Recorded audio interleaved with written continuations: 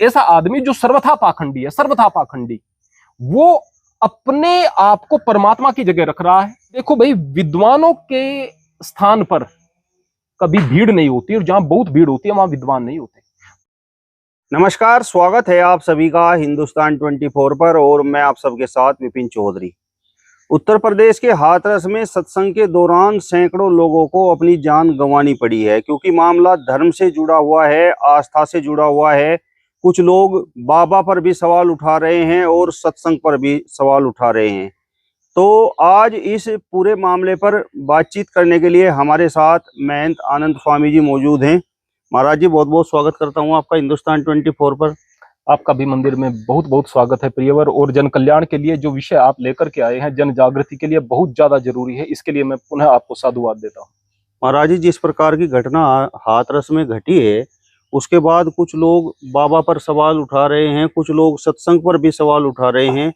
तो इस पूरी घटना पर आपका क्या कहना है?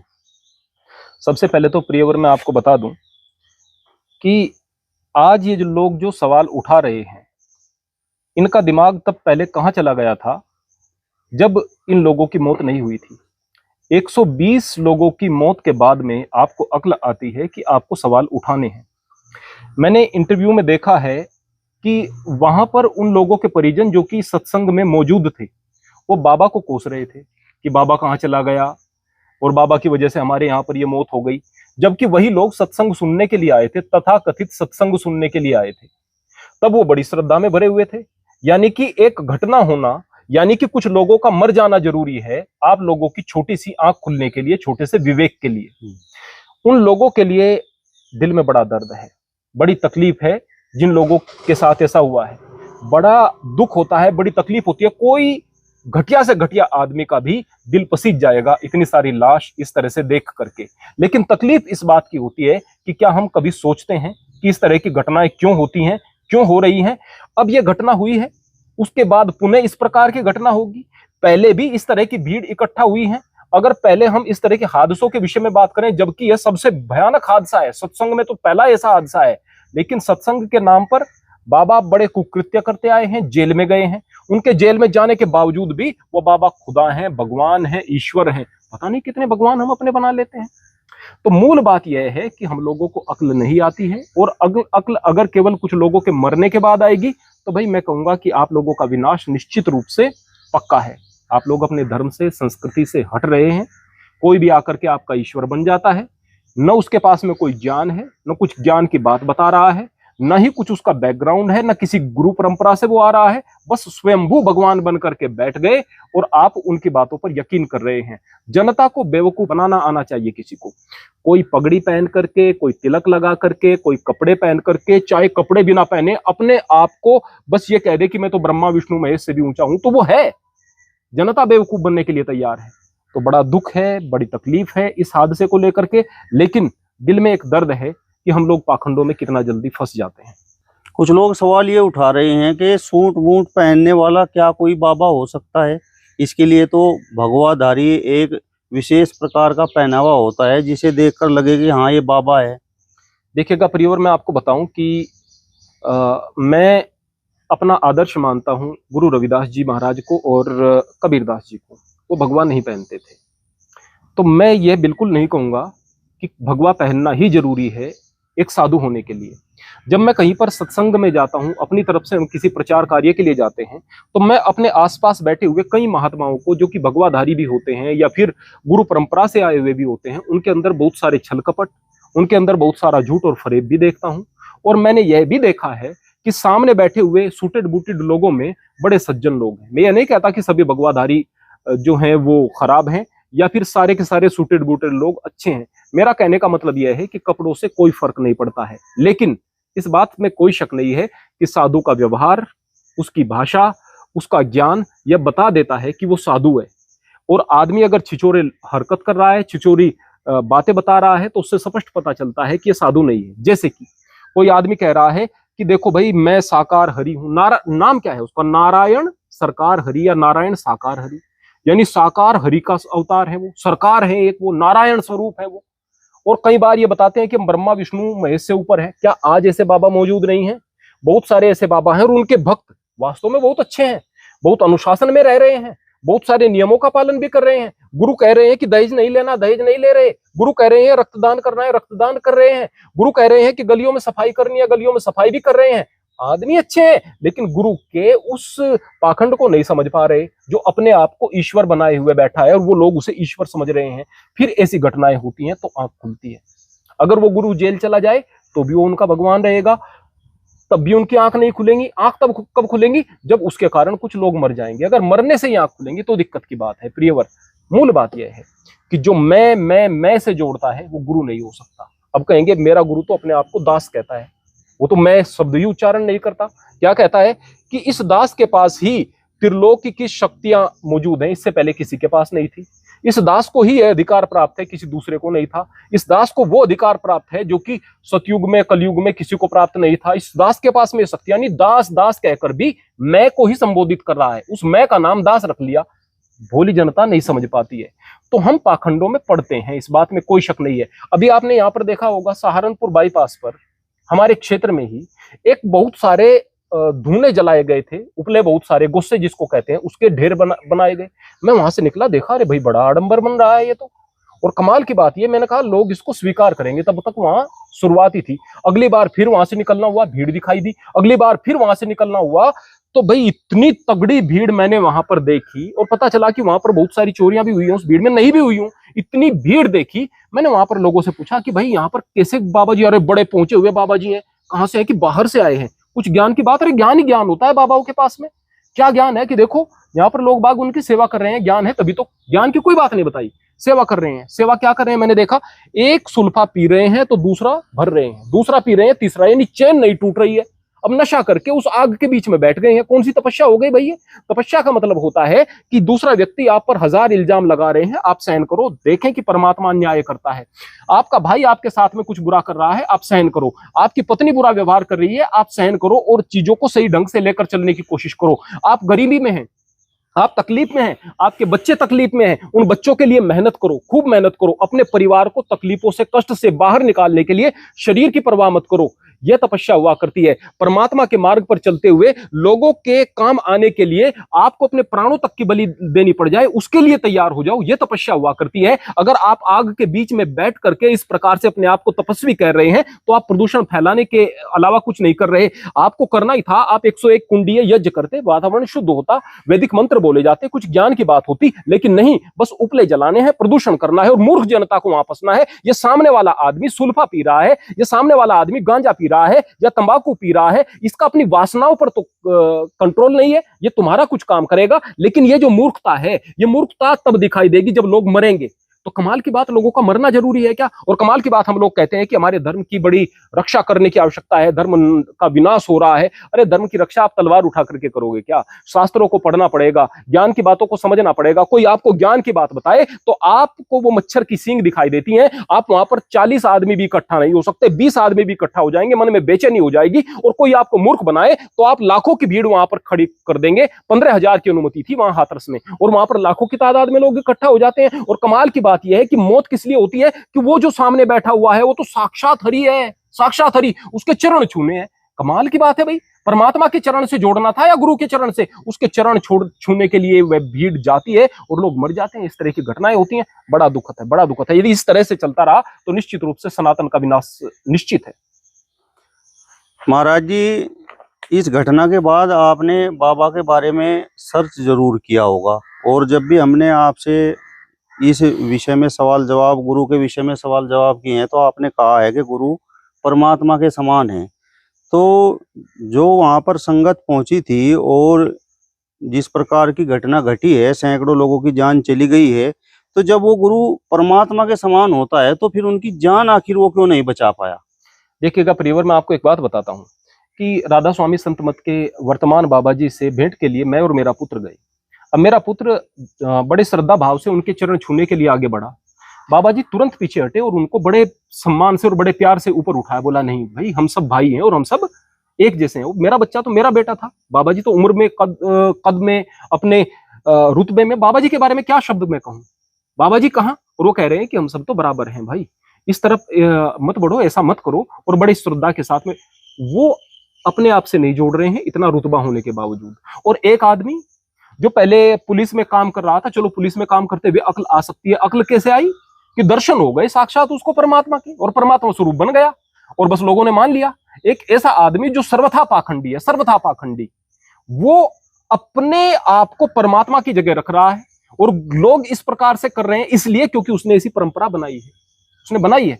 ये खुद खुदा बनकर बैठना चाहते हैं, ये खुद परमेश्वर बनने का नशा चढ़ जाता है इनको, परमेश्वर बनने का। और जब ये नशा चढ़ जाता है ना, तब आदमी अपने मयार से गिर जाता है, अपना जो उसका इंसानी कर्तव्य है उससे गिर जाता है। परमात्मा का स्वरूप तो हम सब हैं भाई, आप भी परमात्मा का स्वरूप हैं। यहाँ पर मेरे पास में मेरे बचपन के मित्र हैं, बैठे हुए थे, महक सिंह जी अभी बात कर रहे थे, तो हम बात कर रहे थे, बहुत सारे प्रश्न थे इसी प्रकार के, उन विषयों पर बात कर रहे थे। मैं उनको भी यही बात बता रहा था कि भाई ये जो हमारे अंदर आत्मा है, ये परमात्मा का स्वरूप है, और हम सब परमात्मा ही हैं, बस हम भूले हुए हैं कि हम क्या हैं। गुरु उस बात को जान चुके हैं और अपने अंदर से उस मैं तत्व को समाप्त कर चुके हैं, इसलिए हम उसको परमात्मा के स्थान पर मान सकते हैं। उस परमात्मा की याद हमारे अंदर, उसका प्रेम हमारे अंदर उपजा रहे हैं, इसलिए हमारे लिए सम्माननीय हो जाते हैं। लेकिन जब हम उसका पैर छूने के लिए दौड़ रहे हैं और इस तरह से धक्का मुक्की कर रहे हैं, कुछ भी नहीं देख रहे, आपके सामने एक आदमी नीचे गिर गया और गिरे हुए आदमी के ऊपर एक आदमी का पैर आया, दूसरा भी रख रहा है, तीसरा भी रख रहा है, कहां की इंसानियत आपके अंदर? किस परमात्मा की तलाश में जा रहे हैं आप? यदि आपके अंदर मानवता नहीं, यदि आपके अंदर प्रेम नहीं, तो फिर कहां के इंसान हो गए भैया आप? सबसे पहला सत्संग का कार्य होता है कि वो इंसान के अंदर मानवता को जागृत करे, प्रेम को जागृत करे, उसके अंदर बौद्धिक विकास हो। अगर ये चीजें नहीं है तो फिर वो निश्चित रूप से एक भागदौड़ में जा रहा है, वो कायर आदमी है, अपने डर को लेकर के जा रहा है। वो आदमी डरा हुआ है, इसलिए अपने डर से बचने के लिए जा रहा है। वो आदमी अपने चारों ओर दुख को इकट्ठा कर चुका है, वो दुखी आदमी है, अपने दुख का हरण वहां पर उस तथाकथित परमात्मा के पैर छू करके करना चाहता है। आप अगर डरे हुए हैं, आप कायर हैं, आप हर वक्त विषाद में गिरे हुए हैं, क्या परमात्मा के पास जाओगे? परमात्मा के पास प्रेम से जाया जाता है और विवेक से जाया जाता है, और जो इस विवेक को पैदा करता है वो गुरु ही श्रद्धा के लायक है। लेकिन उस गुरु के भी पैर नहीं छूने के लिए दौड़ना है भाई, उस गुरु की बातों पर अमल करना है, जो उसने शिक्षा दी है उस शिक्षा को समझना है और उसी शिक्षा पर अपना जीवन आगे लेकर के चलना है।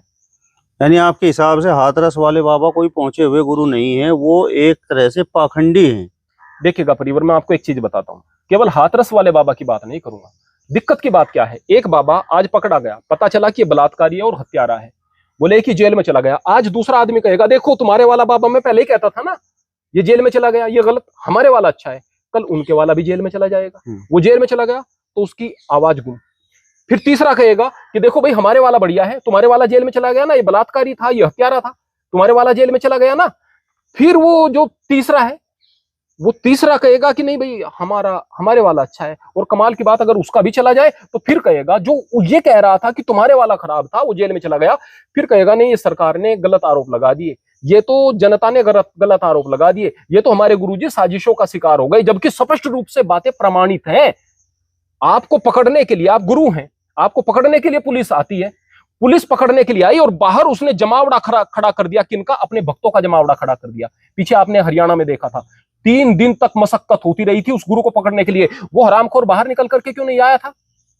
क्यों इस बात को नहीं सोच रहा था वो कि ये जो आदमी यहां पर खड़े हुए हैं, इनकी गोलियां चलने से जान भी जा सकती है, इन पर कुछ आफत भी आ सकती है। अंदर बैठा हुआ है, वो नहाएंगे तो उनके पानी को प्रसाद के रूप में वितरित कर दिया जाएगा, उनके नहाने से, उनके हाथ धोने से खीर बन जाएगी। लेकिन कमाल की बात यह है, वो स्वयंभू गुरु वहां पर बैठे हुए हैं। क्या सरकार के सामने लड़ाई कर सकते हैं वो? सरकार क्यों मजबूर है? क्योंकि वो बाहर खड़े हुए निर्दोष लोगों पर हथियार नहीं उठाना चाहती। उनके संरक्षण में, उनकी आड़ में छिपा हुआ वो घटिया आदमी जब पकड़ा जाता है, उसके बाद में उसके चेले कहते हैं कि ये जो गुरुजी हैं हमारे, इन पर आरोप लगे हैं। अरे ये इतना ही निष्पाप था तो या तो पकड़ा ना जाता, और अगर ये पकड़ा जाना चाहता था या बाहर आ सकता था तो बाहर क्यों नहीं आया?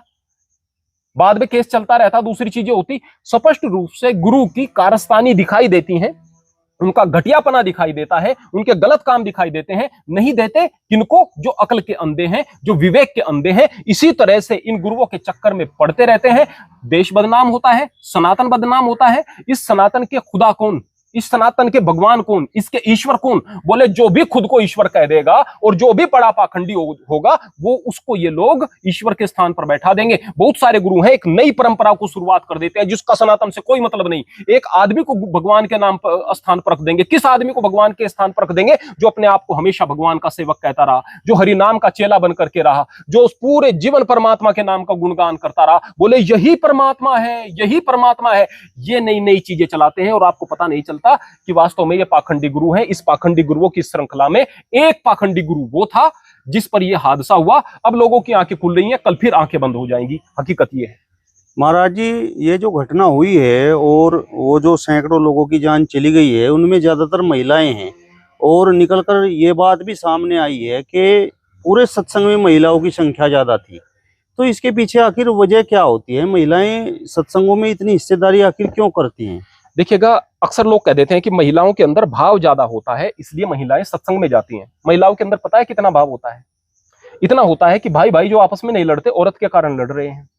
महिलाओं के अंदर यह भाव होता है कि जो घर कभी नहीं टूटता वो महिलाओं के कारण टूट रहा होता है। ये भी महिलाओं के ही भाव होते हैं, इस बात को देखना पड़ेगा। और कमाल की बात ये कि ये वो महिलाएं जिनको अक्ल नहीं कि 5 मिनट जो बात हो सकती है उसको 40 मिनट बात करेंगी, अपनी माँ से, अपनी बहन से, अपने पता नहीं किन किन से बात करेंगी और उन बातों में से कुछ बातें ऐसे निकल करके आएंगी जिनसे विवाद होंगे, जिनसे घर टूट रहे हैं।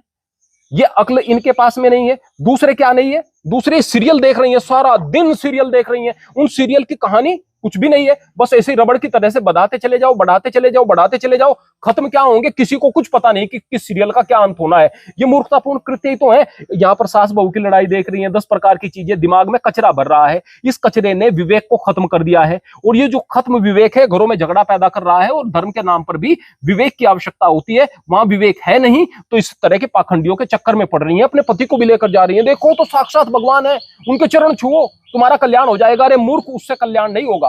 वास्तव में कई स्त्रियों को तो आउटिंग्स चाहिए होती थी, उनको आउटिंग्स मिल जाती हैं। कई को क्या होता है, अरे सत्संग में जाना है भाई, वहां बहुत सारी औरतें आएंगी, बात करेंगी। बात क्या करनी है? जाते हुए औरतों की बात करनी है, आते हुए औरतों की बात करनी है, निंदा और चुगली करनी है। और अगर सत्संग कहीं पर अच्छा भी है तो वो धारण नहीं करना है। अरे भाई वहां पर थोड़ी सेवा कर ली, वहां थोड़ा खाना पीना हो गया, थोड़ा औरतों के साथ बात हो गई। बोले कि उस सत्संग में क्यों गई थी? कि मेरी पड़ोसन गई हुई थी, उस सत्संग में क्यों गई थी? अरे वहां तो खाने में भी सैकड़ों मन जो है नमक लग जाता है, इतना बड़ा लंगर होता है। अरे आप लंगर खाने के लिए जा रहे थे या कुछ ज्ञान की बात के लिए जा रहे थे? जो लंगर से प्रभावित होकर जा रहे हैं, जो ग्लैमर से प्रभावित होकर के जा रहे हैं, जो खामखा की बातों से प्रभावित होकर के जा रहे हैं, वो वास्तव में सत्संग में नहीं जा रही हैं। वो डेफिनेटली अपने पराभव के लिए और अपने परिवार के पराभव के लिए जा रही है। वो अच्छी जगह से भी गंदी चीज ग्रहण करेंगी और जहां जगह ही गंदी है वहां से तो गंदगी लेकर के आएंगी। महाराज जी, ये कहा जाता है कि जिस सत्संग में जितनी भीड़ उतना ही बड़ा वो गुरु। तो क्या हाथरस की ये घटना उसी होड़ का एक नतीजा है? देखिएगा, मैं एक बात बताता हूं। सुकरात को बहुत बड़े, चीन के सबसे बड़े दार्शनिक के रूप में माना जाता है। सुकरात को एक बहुत बड़े दार्शनिक, यहां से लेना है, सुकरात को एक बहुत बड़े दार्शनिक के रूप में माना जाता है। अगर उनके दर्शन के विषय में बात करें तो आज तक भी उनकी बातें अकाट्य हैं, उनके शिष्यों की बातें अकाट्य हैं। लेकिन कहा जाता है कि उन्होंने कभी भी बहुत सारे लोगों को इकट्ठा नहीं किया। 4-5 लोगों को इकट्ठा किया, 4-5 लोगों को इकट्ठा करके उनसे बात बताई, 4-5 लोगों को इकट्ठा किया, उनसे बात बताई, जगह जगह खड़े हो गए, उनसे बात बताई, सामान्य तरीके से रहे। इसके अलावा अगर बात करेंगे आप मोहम्मद साहब के विषय में बात करें तो कहा जाता है कि उनकी जो सामने भीड़ हुआ करती थी उसमें 20-30-40 आदमी हुआ करते थे। 20-30-40 आदमी। आप उसे सही माने या गलत माने, मैं ये नहीं कहूंगा, लेकिन आज 57 देश उनके अनुयायी हैं। कमाल की बात है कि बहुत सारी भीड़ तो उन्होंने इकट्ठा नहीं की। कमाल की बात मैं ये भी कहूंगा कि बुद्ध, आप उसे गलत माने या सही माने, कुछ लोग बहुत आदर्श मान रहे हैं, कुछ नहीं मान रहे, वो आपकी बात है, लेकिन उन्होंने कभी भीड़ इकट्ठा नहीं की। एक बार आनंद ने बुद्ध से पूछा कि हमारे सत्संग में कभी ज्यादा भीड़ नहीं होती, क्या कारण है गुरुदेव इसका? तो वहां पर कहते हैं कि देखो भाई, विद्वानों के स्थान पर कभी भीड़ नहीं होती और जहां बहुत भीड़ होती है वहां विद्वान नहीं होते। तो जहां भी भीड़, बहुत ज्यादा भीड़ है ना, अक्सर वहां विद्या के कारण नहीं, वहां पर बहुत सारे पाखंडों के चलते लोग भाग जाते हैं, अक्सर ऐसा होता है।